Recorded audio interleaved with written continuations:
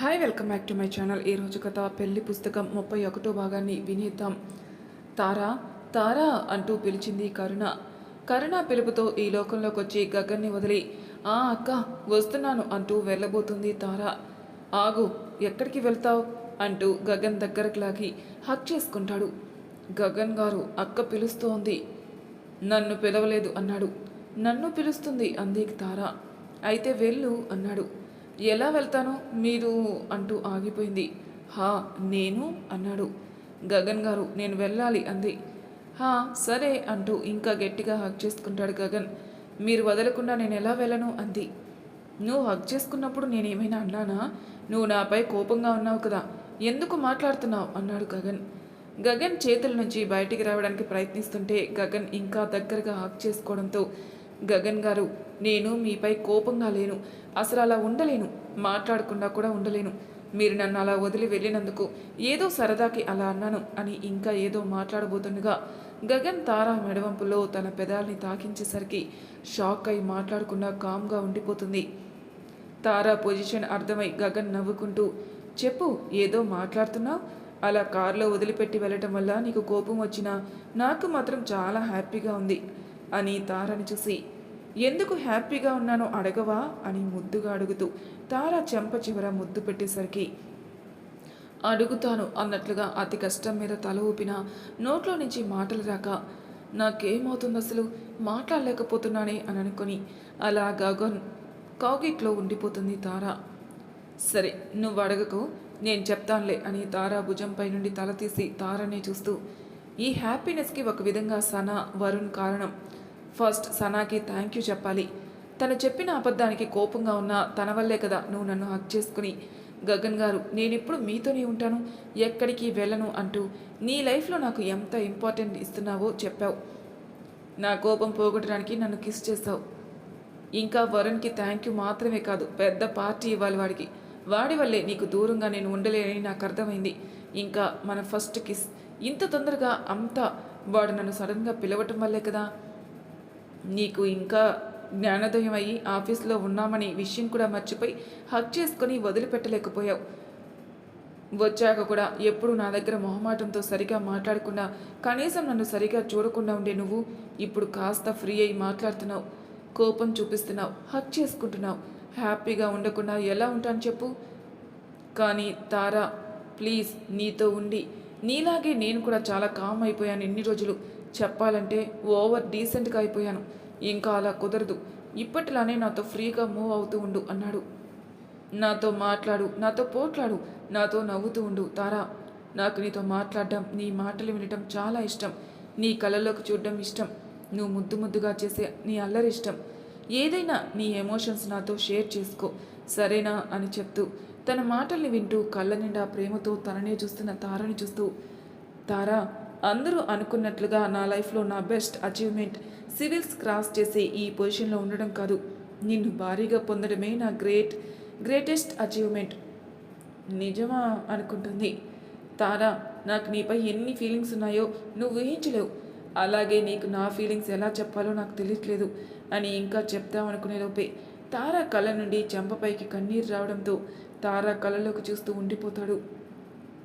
నాకు తెలుసు అని అంటూ కాళ్ళ మునివేలపై నిలబడి గగన్ని చూస్తూ అతన్ని కిస్ చేయడానికి తన లిప్స్ని టచ్ చేస్తుంది. తారా ఏం చెప్పిందో అర్థమై మాటల్లో చెప్పుకోలేని ఒకరిపై ఒకరికి ఉన్న ఫీలింగ్స్ని తమ ముద్దు ద్వారా ఒకరికొకరు చెప్పుకుంటూ ఉంటారు. వీళ్ళని డిస్టర్బ్ చేయకుండా ఇలా వదిలి విజయ సనాల దగ్గరికి వెళ్దామా? సనా, ఎందుకు ఇలా చేస్తున్నావు అంది విజయ. గ్రానీ అంది ఏడుస్తూ సనా. మనం ఏ పని మీద వచ్చాం, నువ్వేం చేస్తున్నావు? మనమున్న పరిస్థితిలో ఈ ప్రేమలు దోమలు అవసరమా అంది కోపంగా విజయ. గ్రానీ, చరణ్ నిజంగా చాలా మంచివాడు. ఈ ప్రపంచంలో తనకంటే మంచి లైఫ్ పార్ట్నర్ని ఎవరూ తీసుకురాలేరు నా కోసం అంది సనా. అంటే నీ స్వార్థం కోసం మీ అమ్మా నాన్నని మీ చావు మీరు చావండి అని వదిలేస్తావా? నా మాటే కాదంటావా అంది విజయ. లేదు గ్రానీ, నేను చరణ్ గురించి ఆలోచించి నీతో ఇలా ఉండడం లేదు. తారా గురించి ఆలోచించే ఇలా చేస్తున్నాను అంది సనా. తారా గురించా? తనేమైనా నీ తోడబుట్టువా? తనేం చేసిందని నీ రక్త సంబంధాన్ని కూడా కాదనుకొని తన గురించి ఆలోచిస్తున్నావు అంది విజయ కోపంగా. నిజంగా నా ఓన్ సిస్టర్ ఉన్నా కూడా ఇంతగా ఆలోచించేది కాదేమో. మనం ఎంత బాధ పెట్టినా, ఎన్ని విధాలుగా బాధ పెట్టినా ఒక్కరోజు కూడా మనల్ని కనిపెట్టలేదు. డాడ్ చేసిన తప్పుకి ఏ సంబంధం లేని తార ఎందుకు బాధపడాలి? అన్నిటికంటే ముఖ్యంగా గగన్కి తార అంటే చాలా ఇష్టం. ఇన్ని రోజులు తారని దగ్గరగా చూశాక మీకు అర్థం అవ్వలేదా గ్రాని? తారాకి గగన్ అంటే ప్రాణమని. గ్రాని, మీరన్నట్లుగానే నేను అనుకున్నా వాళ్ళు కలిసి ఉన్నది చాలా తక్కువ రోజులే. పైగా వాళ్ళ పెళ్లి జరిగిన సిచ్యువేషన్ బట్టి చూస్తే వాళ్ళ మధ్య అంత ప్రేమ ఉండదేమో అని. కానీ వాళ్ళిద్దరిని చూశాకే అర్థమైంది ఒకరిపై ఒకరికి ఎంతో ప్రేమ ఉండడానికి ఎన్నో రోజులు కలిసి ఉండాల్సిన అవసరం లేదని. వాళ్ళిద్దరి మధ్య ఉన్న ఎమోషనల్ బాండ్ ఎన్నో సంవత్సరాలుగా కలిసున్న వారి మధ్య ఏర్పడడం కూడా చాలా కష్టం. వాళ్ళు కలిసున్న సమయం, మాట్లాడుకున్న సమయం చాలా తక్కువ. బట్ వాళ్ళ మధ్య ఉన్న ప్రేమ నేను చెప్పాల్సిన అవసరం లేదనుకుంటా గ్రాని.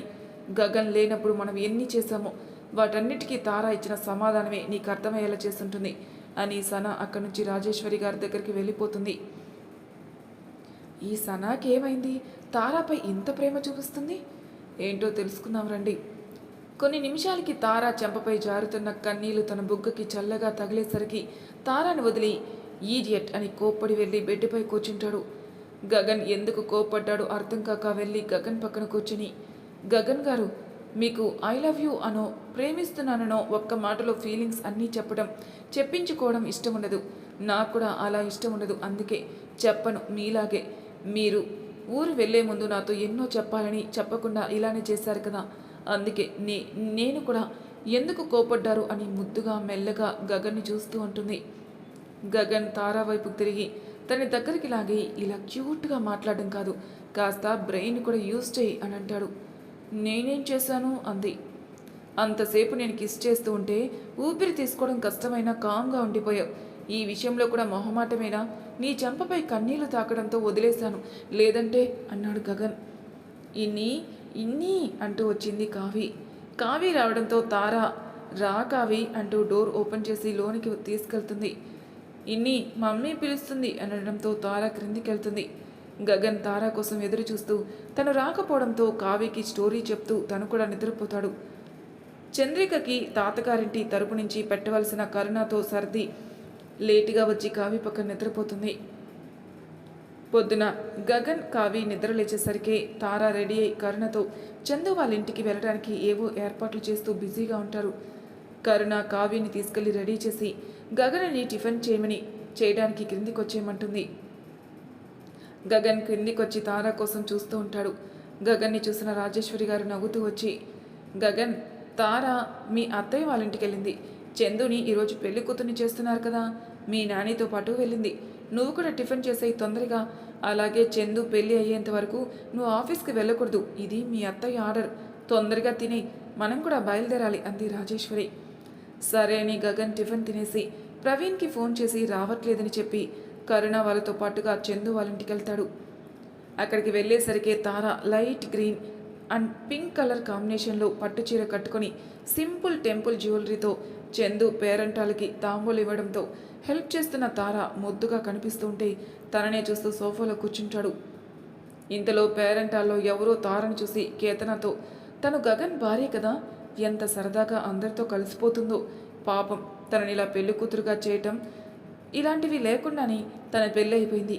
ఇవన్నీ చూస్తుంటే తన మనసు బాధపడుతుందేమో కదా, కానీ అలాంటివేమీ లేకుండా చందుకి బాగా సహాయపడుతుంది. మంచి పిల్లలా ఉందే అని అనడంతో కేతన తారాని చూస్తూ, అవునా ఆంటీ, చాలా మంచిది మా తార. అప్పటి పరిస్థితుల వల్ల అలా అయిపోయింది. లేదంటే మా గగన్ తారా పెళ్ళి చాలా వైభవంగా చేసేవాళ్ళం అని తార దగ్గరికి వెళ్తుంది. ఇవేమీ వినని తార, అక్క నేను వెళ్ళి అరటి పండ్లు తీసుకొస్తాను అంటూ లోపలికి వెళ్ళిపోతుంది. తారా వినకపోయినా గగన్ ఆ మాటలు విని వస్తున్న తారని చూస్తూ, బహుశా నేను చేసిన బిగ్ మిస్టేక్ ఇదే అనుకుంటా. ఆవేశంలో తార హ్యాపీనెస్ గురించి, బ్యూటిఫుల్ మెమరీస్ గురించి ఆలోచించకుండా తాళి కట్టేశాను. తను బాధపడుతుందేమో అని అనుకుంటూ వెళ్ళి తారా చేయి పట్టుకొని మేడ మీదకి తీసుకెళ్తాడు. మధ్యలో చందు వాళ్ళ అమ్మ లక్ష్మి గారు, రే గగన్, ఏంట్రా ఇది, అందరూ నవ్వుతున్నారు చూడు, నాకు చెప్తే తారని పిలుస్తాం కదా, ఇలా చేయి పట్టుకొని తీసుకెళ్ళిపోవటమేనా అంది లక్ష్మి. అత్త, నేను తారతో మాట్లాడాలి అంటూ ఇంకేం వినకుండా కేతన రూమ్కి తీసుకెళ్ళిపోతాడు. గగన్ గారు, ఏమైంది అంది తార.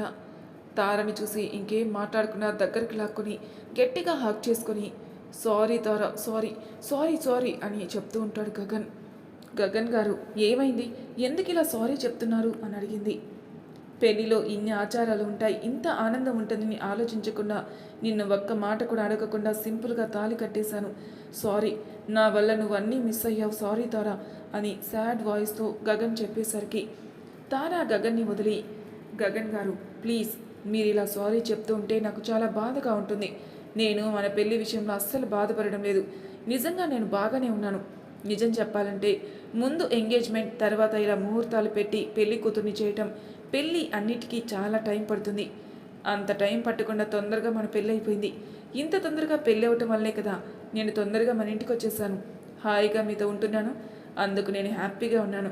మీరు ఇలా అనుకుంటున్నందుకే నాకు బాధగా అనిపిస్తుంది అని తార ముద్దు ముద్దుగా నవ్వుతూ చెప్పేసరికి గగన్ నిజంగానా అని డల్గా అడిగితే నిజంగా అని హక్ చేసుకుని నవ్వుతూ చెప్పి కేతన వచ్చి పిలవడంతో ఇంక వెళ్ళనా అని గగన్కి చెప్పి గగన్ నవ్వడంతో తను కూడా నవ్వుతూ క్రిందికి వెళ్ళిపోతుంది.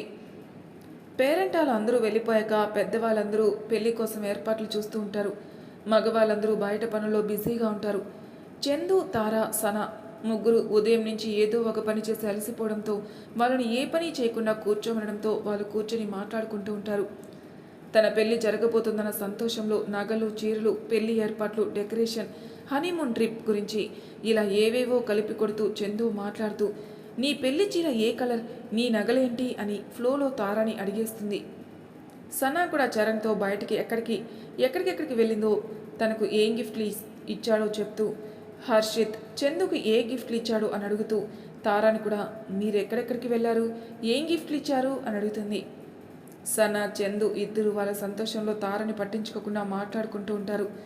ఎంత కాదనుకున్నా అనుకోని పరిస్థితుల్లో పెళ్ళి అవ్వటం, పెళ్ళై ఇన్ని రోజులవుతున్నా గగన్తో ఎప్పుడు బయటికి సరదాగా వెళ్ళకపోవడం తారకి కాస్త బాధగా అనిపించి ఇప్పుడే వస్తానంటూ కరుణ దగ్గరికి వెళ్ళిపోతుంది.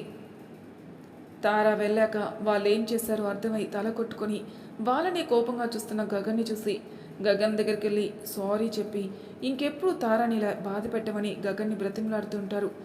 అప్పుడే చరణ్, హర్షిత్ వచ్చి అందరినీ పలకరించి కూర్చొని మాట్లాడుతూ చందుకి గిఫ్ట్ ఇవ్వడానికి వచ్చానని, హర్షిత్ సనాని బయటికి తీసుకెళ్ళడానికి వచ్చానని చరణ్ అని చెప్తూ మాట్లాడడానికి హర్షిత్కి, తీసుకెళ్ళడానికి చరణ్కి పర్మిషన్ ఇమ్మంటారు.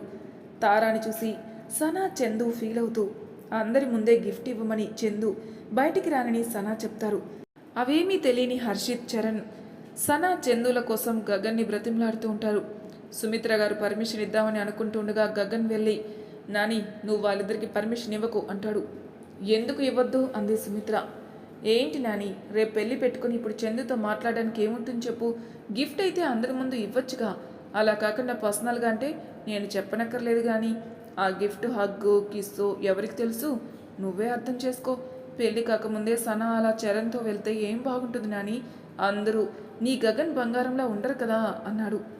ఇప్పుడు ఏం చేయమంటావు బంగారు కొండ అంది సుమిత్ర. ఏముంది సుమి డార్లింగ్, నో చెప్పు అంతే అన్నాడు గగన్. గగన్ మాటలకి సరే అని హర్షిత్, చరణ్లతో ఏమున్నా ఇక్కడే ఇచ్చుకోమని మాట్లాడుకోమని చెప్పి సుమిత్ర గారు వెళ్ళిపోతారు. గగన్ నువ్వేదో హెల్ప్ చేస్తావనుకుంటే దగ్గరుండి మరి నో చెప్పించావేంటి అన్నాడు హర్షిత్. అవును, ఏంట్రా ఈ దారుణం, హాయిగా నీకంటే పెళ్ళైపోయింది, తారాతో ఎప్పుడైనా మాట్లాడుకోవచ్చు, కానీ మాకెలా కుదురుతుంది అన్నాడు చరణ్. చందు, హర్షిత్, సన, చరణ్లని సరదాగా ఏడిపిద్దామనుకుని ఇందులో నాదేం తప్పులేదు, వెళ్ళి మీ వాళ్ళని అడగండి, వాళ్ళిద్దరూ వాళ్ళ తింగరతనంతో, తొందరతనంలో నా తారా బంగారం సాడ్గా ఫీల్ అయ్యేలా చేశారు. అందుకే ఈ పనిష్మెంట్, మీ ఇద్దరు వాళ్ళ లైఫ్ పార్ట్నర్స్ కదా, అందుకే వాళ్ళ మిస్టేక్లో కూడా షేర్ చేసుకొని పనిష్మెంట్లో షేర్ తీసుకోండి అన్నాడు. అప్పుడే చందు, సనాలు వచ్చి అవును తారా బయటికి చెప్పడం లేదు కానీ నిజంగా మా ఇద్దరి వల్ల తను బాధపడింది అని అంటారు.